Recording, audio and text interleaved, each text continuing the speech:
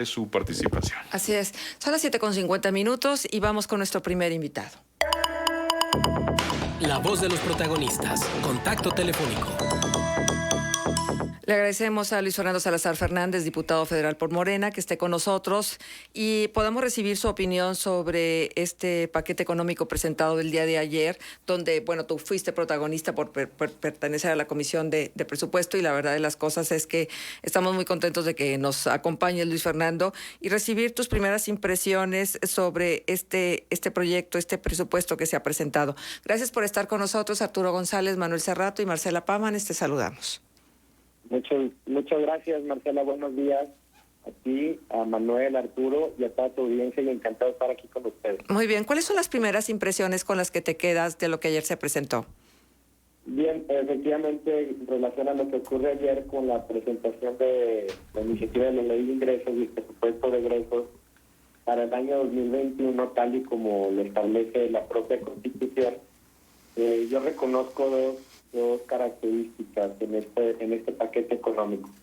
Uno, que la severa crisis sanitaria y las medidas de confinamiento adoptadas por parte de los gobiernos con el fin de evitar la propagación del virus, efectivamente tuvo consecuencias en México. A nivel mundial, la crisis económica más aguda desde la Gran Depresión.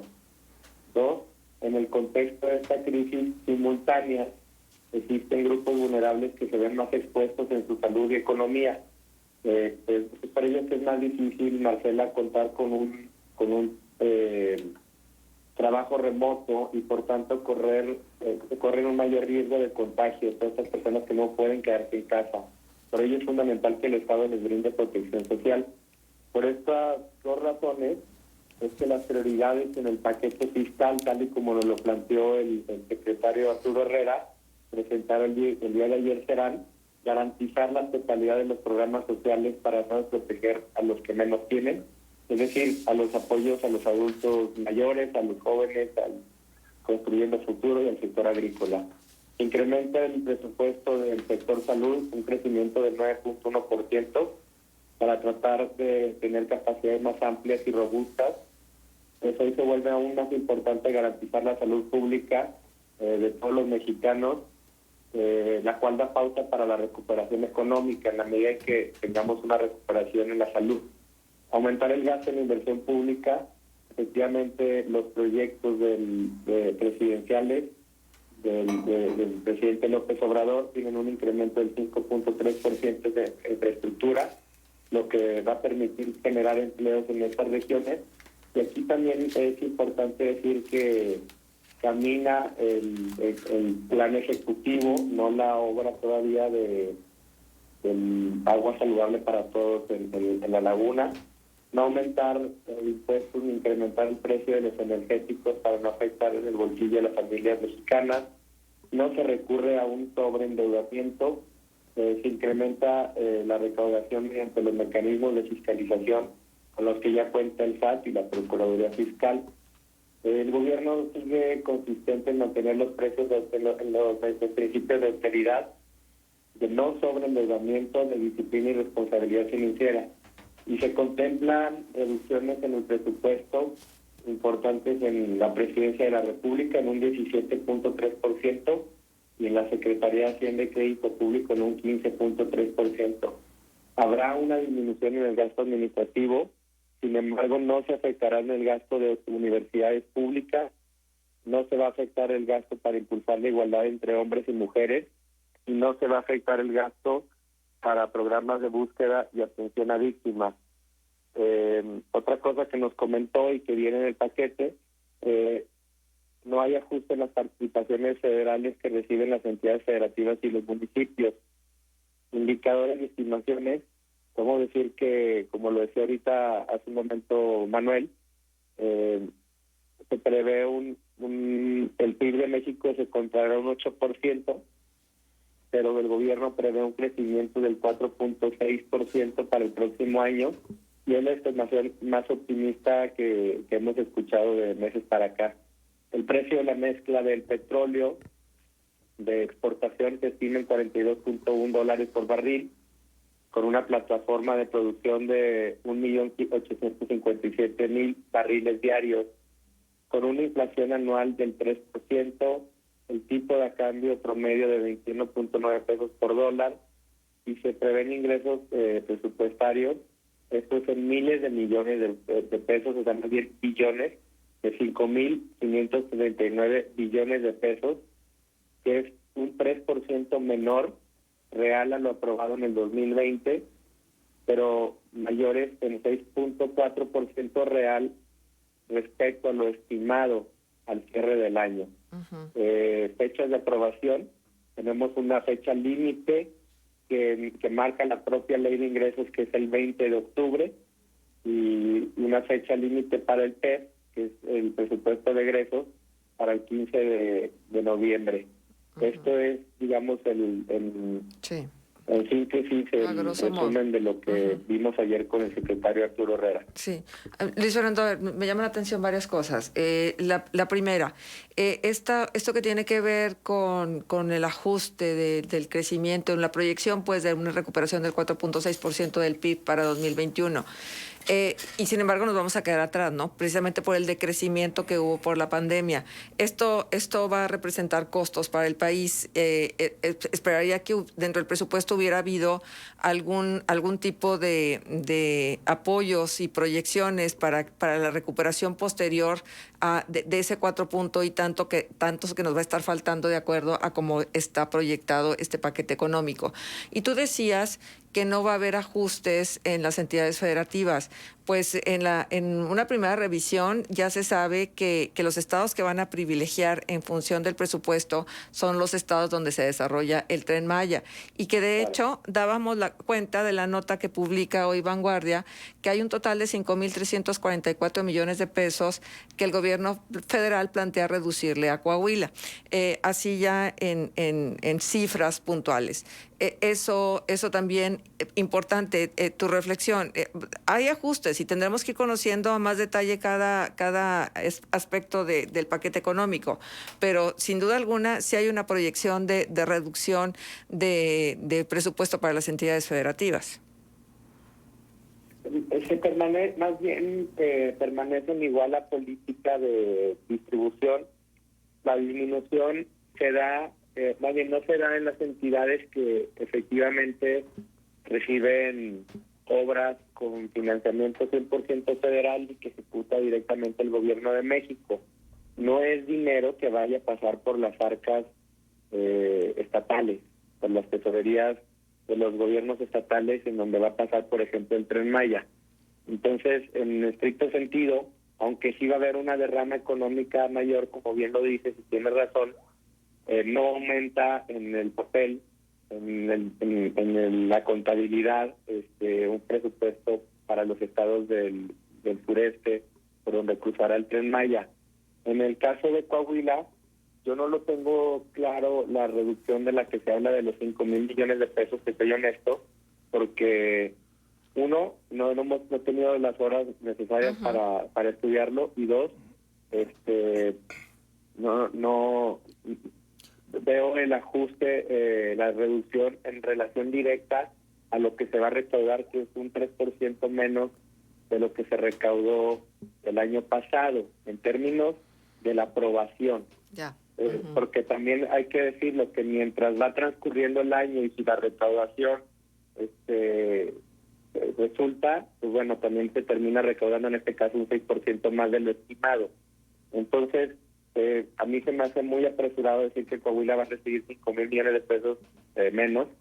Obviamente estaré atento, y obviamente como coahuilense tendré que alzar la voz como lo he hecho yo antes, para impulsar el crecimiento económico del Estado. Y no solo eso, he reclamado la intervención puntual, urgente, que no ha llegado a tiempo en los casos de la región carbonífera y centro de Coahuila, con el tema de AMSA, que ha traído consecuencias graves para la economía local de los municipios del centro de Coahuila, y todo el tema de la venta de la compra de carbón por parte de la Comisión Federal de Electricidad, que trae un retraso de 9 meses, que por supuesto ha mermado la economía familiar ahí. Este es un tema que a mí me preocupa mucho, que he trabajado al respecto, que he tenido incluso, he gestionado acuerdos de la Junta, de la JUCOPO, de la Junta de Coordinación Política, de la Cámara de Diputados, haciendo llamados enérgicos al gobierno de México y seguiré haciéndolo. Y si es el caso de que Coahuila tenga una disminución en los términos en los que establecen algunos medios, por supuesto que haré lo propio, pero a mí me parece anticipado ahorita por la premura, por las horas, porque no es sencillo cruzar números. Hay gente estudiando el presupuesto y yo no tengo ninguna información que me diga eso.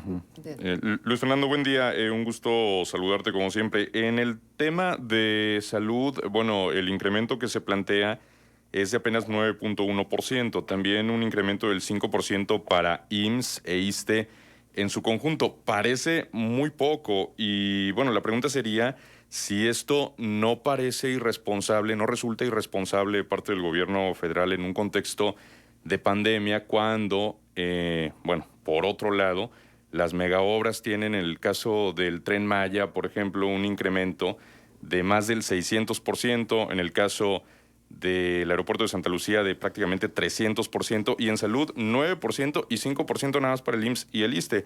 Digo, tú al inicio de la pandemia estuviste haciendo entrega de equipo de protección para médicos, has visto de primera mano las necesidades en los hospitales públicos del país, concretamente también aquí de la región. Entonces, ¿cómo evaluar esa situación, estos incrementos que resultan muy poca cosa en algo tan indispensable como la salud? De acuerdo, Manuel, contigo. Efectivamente, coincido. Primero que nada, yo te quiero reconocer que muchas veces tengo una gran amistad con quien es el director del IMSS, fue Robledo, que además fue compañero mío en el Senado, y creo que es un gran funcionario público comprometido, pero yo me topaba con él con diferencias en cuanto a la cantidad de suplementos de apoyo para COVID en los hospitales, porque me consta que los reportes que tiene el seguro a nivel dirección general son distintos a la realidad. Yo iba a los seguros sociales en Torreón, a la 71, a la 16, a la 18, y me decían que no tenemos careta, no tenemos cubrebocas KN95 o N95. Entonces, para mí, en una crisis sanitaria, evidentemente, me hubiera gustado tener un aumento mayor al tema de salud. También es cierto, pues es un presupuesto precario en condiciones de... Si veníamos ya en un tema de recesión económica, imagínate lo que va a ocurrir con el tema del COVID, con lo que ocurrió a nivel mundial. Siento que va a implicar un mayor esfuerzo y, por supuesto, hay una apuesta, sin duda, a que el mundo tenga una vacuna, encuentre una vacuna de aquí entonces, porque de lo contrario no va a ser difícil pensar en una recuperación mayor a la del 4% de la que habla del PIB, si no es que volvemos a una normalidad económica en la vida diaria. De lo contrario será muy difícil. Evidentemente, la apuesta del presidente en las grandes obras, o en primer lugar, son obras que desde el punto de vista del gobierno de México van a traer derrama económica en los estados con mayor pobreza en muchos de ellos, y dos, son las obras que quiere que estén visibles en un corto y un mediano plazo. Entonces, desde ese punto de vista es debatible, pero el sostenimiento de generar empleos, una derrama económica en estas áreas del país, lo relaciona directamente con una recuperación económica. Yo creo que habría que impulsar un acuerdo para sacar adelante otras regiones del país donde no van a tener este tipo de obras tan importantes, como es el caso del Tren Maya, como es el caso del aeropuerto, y por supuesto pensando específicamente en Coahuila.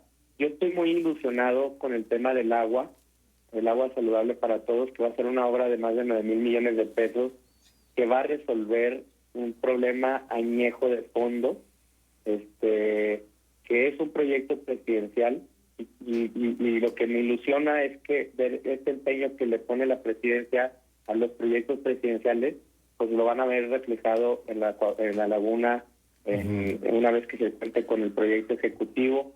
Pero es un proyecto presidencial, habrá una derrama económica en Coahuila. Lamentablemente no es una obra que vaya a empezar el día de mañana, pero sin duda será parte de este sexenio, y de los próximos 2 años empezaremos a ver los resultados de esta gestión. Y coincido contigo, el tema de salud siempre va a faltar, más en un país donde hemos tenido tantas deficiencias, en un sector salud donde arrastra tantos falta de inversión, falta de atención, porque hay que decirlo, no, el IMSS no estaba en las condiciones, no es que estuviera muy bien antes de López Obrador y que nomás llegó López Obrador y colapsó el sistema de salud. No, aparte, coincide que nos toca una crisis de pandemia inédita, y que por supuesto factura y pone a prueba todo, y también hay que decirlo, yo no veo a las personas, obviamente están desesperadas, obviamente están haciendo lo necesario para sacar a las familias adelante, pero yo veo mucha gente, por ejemplo, en Torreón ya muy relajada con el uso del cubreboca. Muchísima gente en la calle, creo que no salimos lo necesario, ya está bien salir a algunos lugares, está bien que se haya activado algunos sectores como los restaurantes, pero sí creo que no hay un cuidado como el que deberíamos de tener todavía en estos momentos. Sí, claro. Y esta chamba no solo es del gobierno, sino de la sociedad completa. Muy bien. Luis Fernando, ¿nos podrías aguantar un minutito la pausa para responder un par de preguntas más? Es importante la conversación contigo en este sentido. Y bueno, para finalizar con calma, nos llegó el tiempo del corte. ¿Nos esperas un par de minutos? Encantado, con mucho gusto. Hacemos la pausa, 8:06, 21 grados. Regresamos, estamos conversando con el diputado federal Luis Fernando Salazar Fernández sobre el presupuesto de egresos de la Federación que se entregó ayer por parte del secretario de Hacienda, Arturo Herrera. Ya volvemos. Contextos.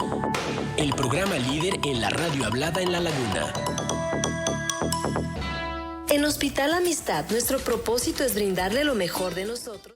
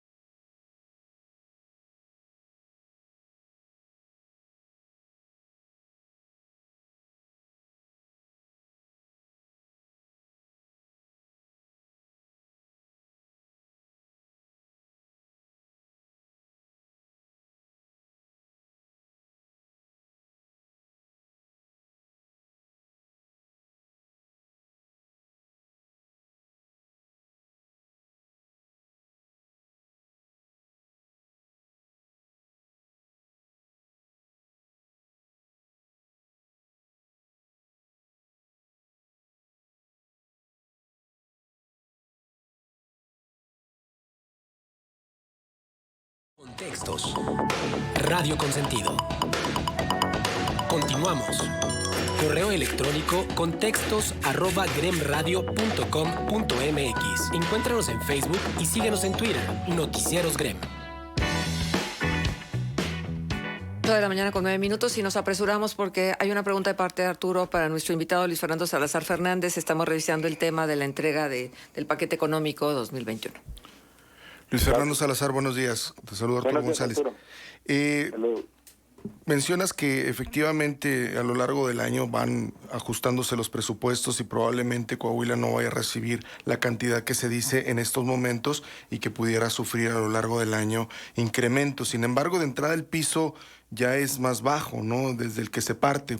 Pero mi pregunta va más en el sentido de que con un Congreso dominado por el Partido de Movimiento de Regeneración Nacional, ¿qué oportunidad real tienen los gobiernos de los estados y los diputados de estos estados que quisieran, pues, pelear de alguna manera por más recursos para conseguir este objetivo? ¿Existe en realidad una oportunidad real de negociar para que haya una reconsideración de los presupuestos? Lo veo complicado, Arturo, honestamente. Lo he intentado en 2 ocasiones y no ha sido fácil porque desde el punto de vista de la Secretaría de Hacienda, las condiciones en las que está el país son precarias económicamente hablando, y es el típico argumento de la cobija, ¿no? Que jala de un lado y se deja de proteger a otro. Yo haré lo necesario. Sí hemos logrado, por ejemplo, a lo largo del año, que por ejemplo en temas educativos caigan más recursos. El año pasado así ocurrió en Coahuila, que cayeron 600 millones más para el tema educativo que no estaban contemplados. Pero es una labor que no se hace, no termina, inicia y no termina en la aprobación del presupuesto de egresos. Hay que darle seguimiento puntual al gasto, y cuando encuentra uno oportunidades donde hay otras entidades u otras dependencias que ya cayeron en su ejercicio, es cuando uno tiene que estar como diputado representando dignamente a su distrito, haciendo las gestiones para que la Secretaría de Hacienda haga los ajustes presupuestarios, y así lo hemos conseguido en coordinación con el gobierno del Estado, recuperar más de 600 millones de pesos para el ramo educativo. Es una apuesta, no es un tema de un día para otro que aparezca reflejado, porque lo que te aseguro que me van a decir es sí, pero vamos viendo. Es como no todas las entes públicos son eficientes en su gasto, muchos tienen sus ejercicios, y ahí la astucia del legislador, estar pescando, viendo quién trae retraso o quién gastó mal o quién no gastó, más bien dicho, para que la Secretaría de Hacienda cuando se vayan cerrando los trimestres, ir haciendo las adecuaciones presupuestales e ir remando recursos para Coahuila.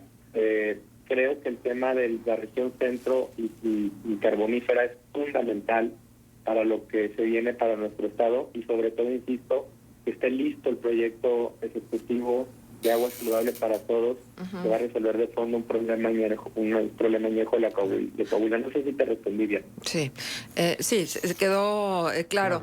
Luis Fernando, voy a hacer un resumen brevísimo de toda la participación del auditorio, que es copiosa, en relación al tema que se está abordando.